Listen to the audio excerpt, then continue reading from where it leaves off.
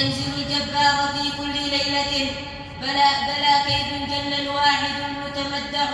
إلى طبق الدنيا يمن بفضله فتفرج أبواب السماء وتفتح يقول ألا مستغفر يلقى غافرا ومستمنح خير ورزق فيمنح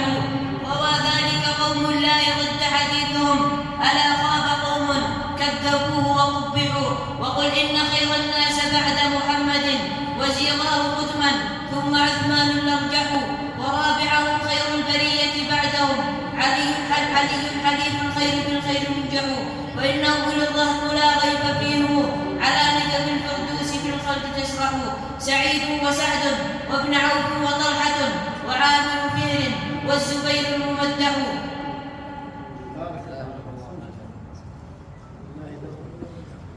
الآن مع فقرة الكلمات ومع الطالب عن الصادق. الحمد لله رب العالمين وأصلي وأسلم على من أرسله الله رحمة للعالمين. أما بعد فإني أقف معكم في هذه الدقائق القصيرة بكلمة قصيرة عن أهمية